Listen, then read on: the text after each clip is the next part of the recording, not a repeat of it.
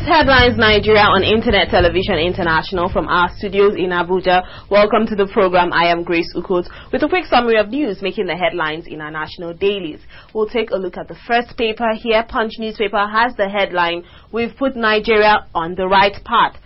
The People's Democratic Party on Thursday assessed 12 years of its existence and said that it had not only stabilized the polity, but also put the country on the right path. 2011, don't condemn Jonathan yet, Soyinka advises Nigerians. Nobel laureate Professor Wole Soyinka on Thursday asked Nigerians to await the result of the 2011 poll before condemning the federal government's approach to making the exercise hitch-free. Leadership newspaper has the headline, "Protest in Kano over Al-Mustafa." A protest by youths from across the 36 states demanding the unconditional release of Major Hamza Al-Mustafa yesterday grinded Kano to a standstill, with hundreds of protesters calling on President Goodluck Jonathan to wade into the case of Al-Mustafa and end his continued detention. Next newspaper, flood devastates 6 northern states. Scores of people have been killed by a flood in several states of northern Nigeria, where unusually heavy rains have swollen rivers and streams across the region in the last 2 weeks.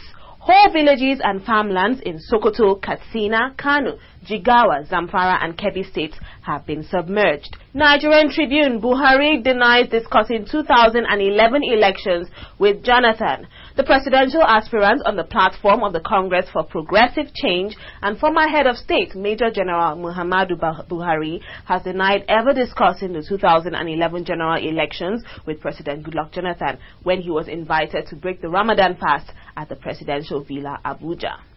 INEC to Oni Iyako Silva others. Supreme Court will decide, is seen in Nigerian Compass newspaper. A full-blown constitutional crisis is imminent, no thanks to the decision of the Independent National Electoral Commission to strike out the names of 6 governors from the list of beneficiaries of tenure elongation. INEC yesterday told the 6 aggrieved governors protesting their state's inclusion in the January 2011 elections that their fate lies in the hands of the Supreme Court justices. Nigerian Compass, IBB is not joining ANPP, says aide. Amidst speculations in the media that former military ruler General Ibrahim Babangida is planning to get the presidential ticket on the platform of All Nigeria People's Party in case he meets a brick wall in the People's Democratic Party, one of his close aides has denied it, saying it is a figment of the imagination of those peddling the rumors. And now to what's making the news in our national dailies. Daily Trust newspaper has a headline, Ekweremadu, new constitution is operational. Deputy Senate President Senator Ike Ekweremadu yesterday insisted that the amended 2010 constitution has become operational despite the move by the Attorney General of the Federation and Minister of Justice Mohammed Adoke to seek the judicial interpretation from the Supreme Court.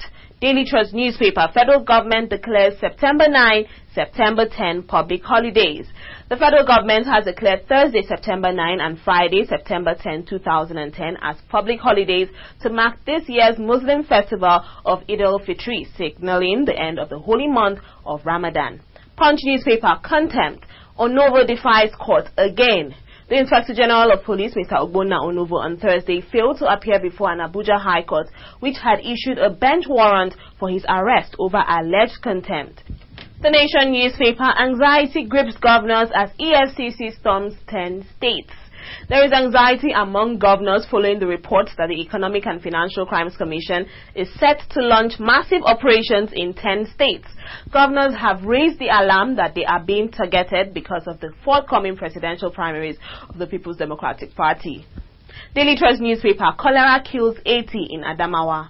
80 persons have so far been confirmed dead as a result of cholera outbreak in 9 local government areas of Adamawa State, with over 1,000 cases recorded. And in business, Punch newspaper has a report federal government to issue 80 billion naira treasury bills next week. The federal government has concluded plans to raise 80 billion naira in 91-day, 182-day and 364-day treasury bills next week, according to the Central Bank of Nigeria. Punch newspaper unveils blueprint for financial reporting standards. The federal government on Thursday unveiled a blueprint that would enable companies operating in the country to report their financial statements in line with international accounting standards. The blueprint on international financial reporting standards, which was unveiled in Abuja by the Minister of Commerce and Industry, Senator Jubril Martins-Kuye, will be implemented in 3 phases. The Guardian newspaper: Nigeria seeks Japan's investment in gas sector. Nigeria and Japan are set to scale up joint operations in the former's power and gas sectors. A major plank of the new initiative is the mobilization of the resources of both nations to execute critical liquefied natural gas projects in Nigeria. And in sports, the Nation newspaper carries the headline, Eagles arrive Calabar for Madagascar. Super Eagles yesterday arrived Calabar, Cross River State, in preparation for their Nations Cup qualifier against Madagascar at the UJ Eswene Stadium. Nation newspaper: Mikel assures of victory against Madagascar. Chelsea midfielder Mikel Obi has assured Nigerians that the Super Eagles would win the African Nations Cup qualifying match against Madagascar in Calabar on Sunday, but ruled out any possible whitewashing of the tiny South African country, which many have described as a minor football playing nation. Next newspaper: Nigeria Premier League steps up search for sponsor. The Nigeria Premier League continues its search for a title sponsor for the country's top flight division with less than 3 weeks to the start of the new season. And with these stories, we wrap up today's edition of the program. Do have a wonderful weekend. Thanks for logging on.